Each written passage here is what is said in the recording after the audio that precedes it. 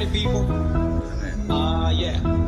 Well, this is Andrew E. once again. And I'm gonna do a song that you never